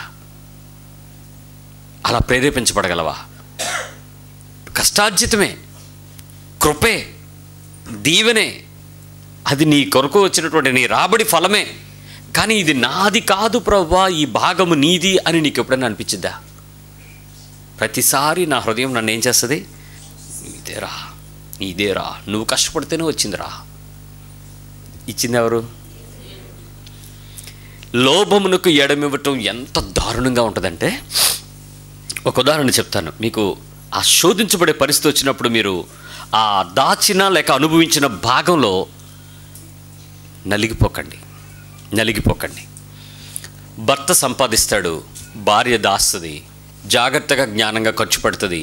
తన పిల్లల కోసం ప్రతి విషయంలో ఆ సంపాదన భాగాన్ని పంచుకుంటారు. అదంతా లెక్కలు తేలిపోతాయి. కానీ భార్య దగ్గరికి వచ్చి తను సంపాదించిన దాని గురించి లెక్క భర్త అడిగితే తను యథార్థంగా లెక్క చెప్పగలదు. ఇగో పెద్దోడికి ఇంత కట్టాను, చిన్నోడికి ఇంత పెట్టాను, ఇంత దించాను, పాలు ఎంత, నీళ్ళు ఎంత, మంచి ఎంత, చెడింత, దట్స్ ఆల్ క్లియర్. ఎప్పుడైనా ఒక 4 రూపాయలు కవర్ కిందో డబ్బాలోనో ఇంకెక్కడో అటు దాచి ఏదో చిన్న వస్తువు ఇంటికే కొన్నావు అనుకో, భర్త ఏమంటాడు?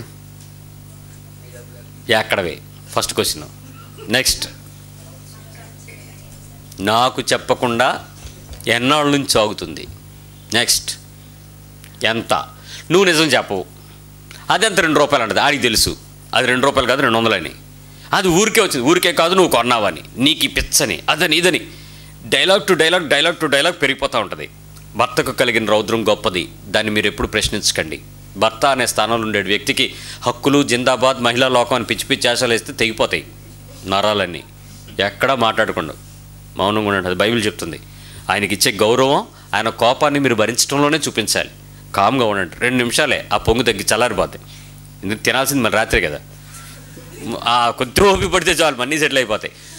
ఆ ఓపి పట్టలేక తిరగబడిపోతే కొండ తిరగబడిపోద్ది, నోట్లోకి వెళ్ళదు, కింద పడిపోద్ది. ఎందుకు అనవసరంగా వండుకుందా పాడు చేసుకోవటం? అన్ని మాటలు వచ్చేసినాయి, అన్ని సప్పుళ్ళు వచ్చేసినాయి. నువ్వేం మాట్లాడతావు చెప్పు ఇప్పుడు నీ భర్తని? గొడ్లాగా కష్టపడి అలా చేసి ఇలా చేసి ఇలా దాసి అలా చేసి ఏదో ఒకని చెప్పి ఇంటి కోసం ఇంత అనుకుంటే ఆఖరికి నువ్వు నన్ను అనుమానించావా, నన్ను ఎలా చూస్తావా, నన్ను అలాగంటావా, ఇది పనికిమాలిందంటావా, నేను పనికొచ్చింది అనుకుంటే నువ్వు నన్ను గౌరవించలే. వస్తువు గురించి మాట్లాడతాను, నీ గౌరవం గురించి లేచింది ఎందుకు? దీని గురించి చెప్తుంటే దాని గురించి మాట్లాడతాడండి. ఈ పాయింట్ వేరు, లాజిక్ వేరు, వేడి దగ్గర దప్పటికే ఈ లాజిక్ వేరు. నిజానికి నీ హృదయం లోపల ఎక్కడో ఎవరి దగ్గరో చూసిన లాంటి దానిని నేను దాచుకోవాలి, నేను కొనుక్కోవాలి అని అనుభవించినటువంటి ఆ లోభం గురించి నువ్వు మాట్లాడవే. వస్తువులు సమకూర్చుకోవద్దని నేను చెప్పట్లే, అది నీ భర్త అంగీకారంతో నువ్వు చెయ్యి. అవసరమైతే ఇద్దరు కలిసి ఒకసారి సర్దురు కానీ అన్నయ్య సప్పీరేలాగా. అలాంటి దానికి ఉపయోగపడకుండా వేరొక విధంగా నువ్వు నీ ఇంటి కోసమే పెంచావు, నీ పిల్లల కోసమే ఖర్చు పెడతావు, అది నీ కుటుంబానికి కావాల్సిన క్షేమమైన క్షేమం కలిగించేటువంటి శ్రేష్టమైన వస్తువే కాదనను. కానీ నీ భర్త యొక్క అనుమతి లేకుండా నీ హృదయము ప్రేరేపిస్తుంటే దాని వైపే, దానికి ఒక చక్కటి పేరు మనం పెడతాం, దాని పేరు ఇన్స్టాల్మెంటు. మన ఇంటికి వచ్చి బెల్ల కొట్టినోడి దగ్గర తీసుకుని ఇన్స్టాల్మెంటు. ఈఎంఐ అనకంటారా, మళ్ళీ చాలా పెద్ద అయిపోద్ది. ఆడు ఇంటికి వచ్చి తీసుకెళ్తాడు అంతే, వస్తువులు మీకు ఇంటికి వచ్చి ఇచ్చేస్తాడు, ఇంటికి వచ్చి పట్టుకెళ్ళిపోతుంటాడు. మీకు తెలియదు అది బీరువా కింద మంచం కింద ఎక్కడ దాస్తూ ఉంటారు, టైంకి తీస్తారు. ఎక్కడదంటే వచ్చింది దేవుడు ఇచ్చాడు, పతిదేవుడే ఇచ్చాడు. నీ హృదయంలో అర్థం చేసుకోవాల్సింది ఏంటంటే, ఎడమిచ్చేటప్పుడు వస్తువు సంపాదించుకోవడానికి 5 రూపాయలు దాస్తున్నప్పుడు నీ హృదయంలో దురాశ ఉందని నీకు తెలుసా? పొదుపు అని వేషం వేస్తున్నావు అనే విషయం నీకు తెలుసా? నువ్వేమనుకుంటున్నావు అంటే దాచి దాచి దాచి పొదుపు చేసి అది కొన్నాను కాదు, అబద్ధం చెప్పి కొన్నావు. నీ భర్తకు మోసం చేసి కొన్నావు, అతని సంపాదనను దొంగతనం చేసి కొన్నావు. నువ్వు ఒప్పుకొని అతను ఊరుకోండి పాస్ గారు ఇలాగ ఎన్ని చెప్పినా అడిగితే ఇస్తారేటాళ్ళు ఇస్తారా? అస్సలు ఎవరు సరి కదా, లెక్కలో డొక్కలో నీకు ఎందుకే తెచ్చిస్తాను నోరు మూసుకుని దానిలో ఉండి చాలంట. అది ఎలాగో చేయరు. కాబట్టి మనమే ఏదో ఇల్లు అన్నాక నిజంగా అన్నీ మీ ఆయన గారు కొన్న సామాన్లేనా? మీ ఇంట్లో అన్నీ మీరు కొనుక్కున్న సామాన్లే. కాకపోతే అడిగినప్పుడే నా పాయింట్ ఏంటంటే, సామాన్లు కొనుక్కోవడం గురించి నా అభ్యంతరం కాదు. నీ భర్త యొక్క సంపాదన పరుడు వేరొక వ్యవస్థగా ఉన్నప్పుడు వారికి తెలియకుండా నీ హృదయంలో దాచుకోవాలి అనేటువంటి ప్రేరేపణ తప్పు, అది ఉంచుకోవాలి అనే ప్రేరేపణ తప్పు, నేను కూడా నిలవ వేసుకోవాలి అనే ప్రేరేపణ తప్పు, నాకు కూడా బ్యాలెన్స్ ఉండకపోతే ఎలాగా అనే ప్రేరేపణ తప్పు. వాటిని దాచుకోవడం ద్వారా నేను అనుభవించే సంతృప్తిగా నేను బయటికి లగ్జరీగా కనపడాలనుకోవడం తప్పు. లోభమునకు ఎడమిచ్చి అన్నయ్య ప్రాణం పోగొట్టుకున్నాడు, దాన్ని ఒప్పుకొని విట్నెస్ చేసి సప్పీరమ్మ ప్రాణం పోగొట్టుకుంది. ఇంతకన్నా నీకు సాక్ష్యం ఏం కావాలి? ఏ విధమైన లోభానికి ఎడమివ్వకండి. ఒకని కలిమి విస్తరించుట, ఒక రిచ్నెస్ రావడం, రిచ్గా ఉన్న వాళ్ళని చూడడం, లేనప్పుడు బాధపడడం, వాళ్ళ నుంచి నేను ఏదో సంపాదించుకోలేకపోయాను అనుకోవడం, నా వాటాలు నా హక్కుల కోసం నేను డిమాండ్ చేయడం క్రైస్తవ్యానికి వ్యతిరేకం. No rights in Christianity, only losing rights is Christianity. నీ హక్కులను కోల్పోవడం క్రైస్తవ్యం, పొదుగొట్టడం కాదు.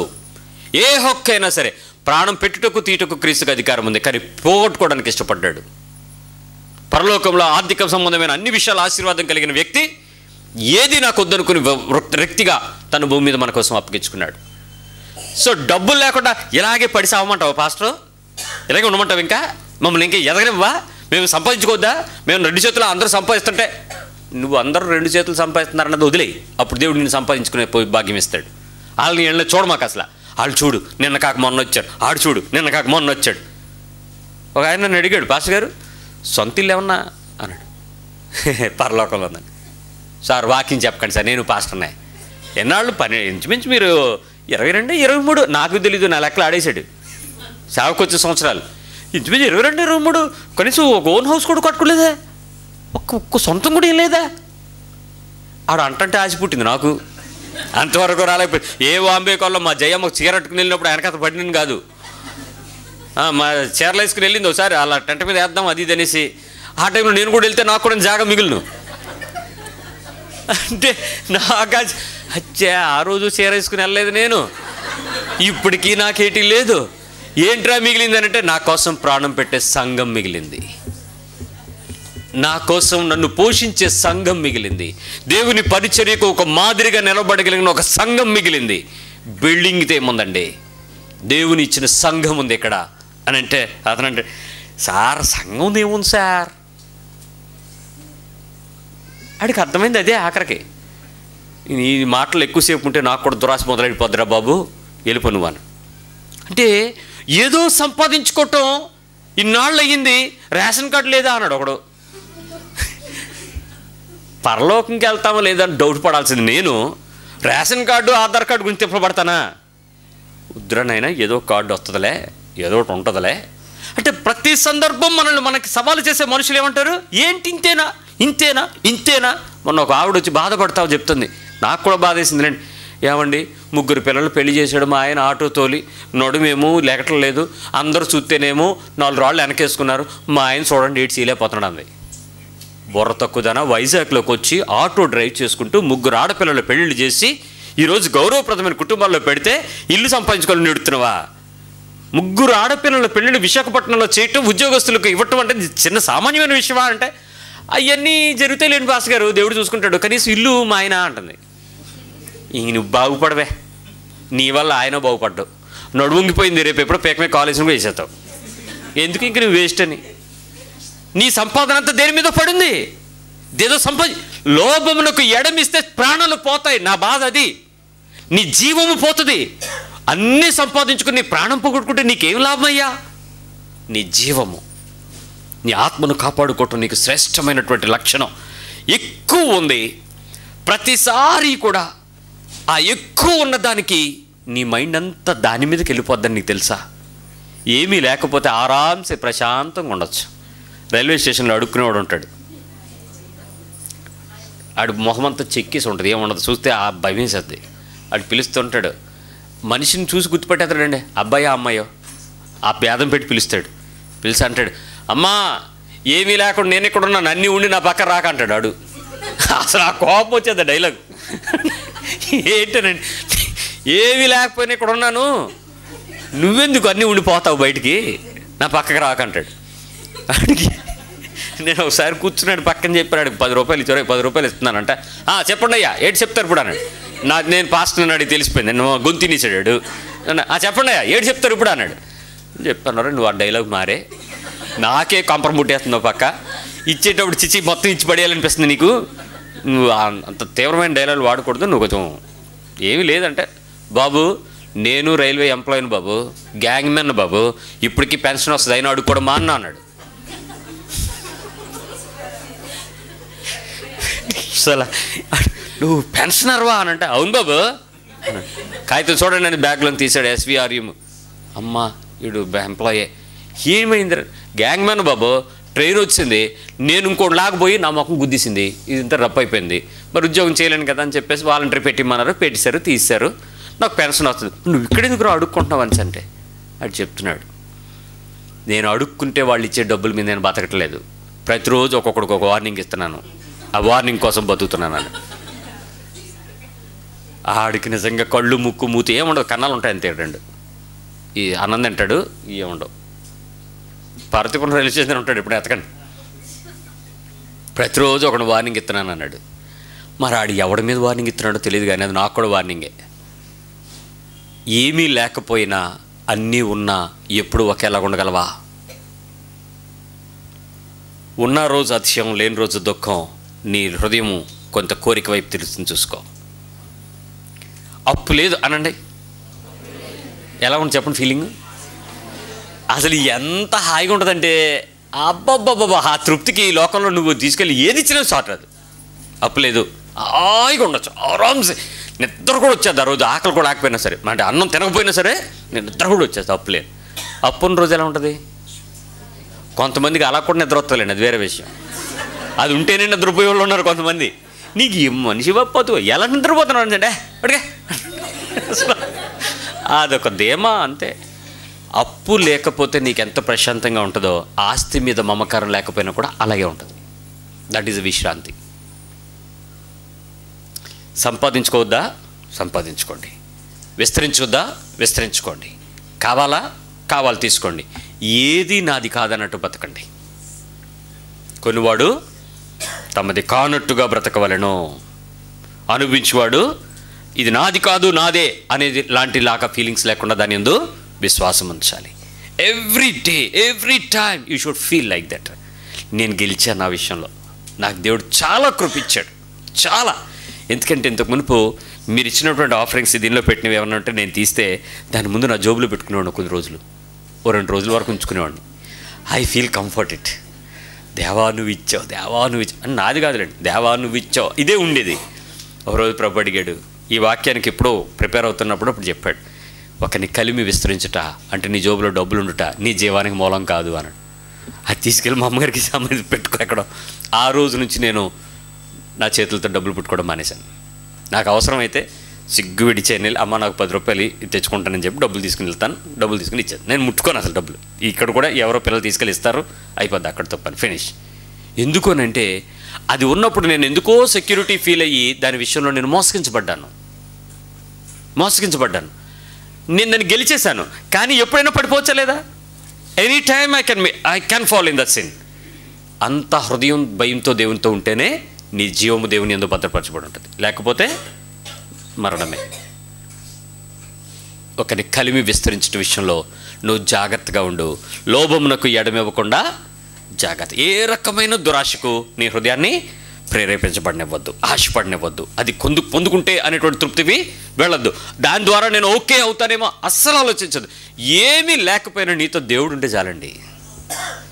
ప్రభు నీతో ఉన్నాడనే ఒక ధైర్యం చాలండి. ప్రభు వాక్యంతో నువ్వు బతికే ఆనందం చాలండి. ఏది బతకక్కర్లేదండి. ఈ రోజుని కాదు, నేను అంత నమ్మకం లేకపోతే 25 ఏళ్ల క్రితం ఉద్యోగాలు విడిచిపెట్టి రాగలనా? దేవుని పరిచర్యకు నన్ను నేను వదులుకోగలనా? అది గుర్తుపెట్టుకోండి ఎప్పుడు కూడా. అంటే కొంతమంది ప్రారంభం బాగానే ఉంటుంది, ఆత్మ ద్వారా ప్రారంభించి శరీరంతో ముగిస్తున్నారు, అది దౌర్భాగ్యం. కానీ విడిచిపెట్టిన తర్వాత మళ్ళీ వెనక్కి తిరిగి చూడటానికి అవకాశం లేకుండా దేవుడు ముందుకు తీసుకొచ్చాడు. ఏదో వస్తుంది అన్నది ఎప్పుడూ తెలీదు. చేసిన దానికి జీతం ఇస్తే దేవుడు ఉన్నాడని తెలుసు అంతే. నువ్వు చేదు మూతికి చెక్కం పెట్టడు అంతే. నీ హృదయంలో నీ కష్టాన్ని, నీ విశ్వాసాన్ని దేవుడు ఎప్పుడు చూస్తాడు. నా తల్లి తండ్రి దేవుడు నీకు ఇస్తాడు. ఎప్పుడు దాని విషయంలో ఎక్కువ, ఇంకా మిగులు, ఇంకా దాచుకుంటా, ఇంకా కొంచెం అనే ఎడమ ఇవ్వడానికి, లోభానికి అవకాశం ఇవ్వకండి. ప్రార్థన చేద్దాం.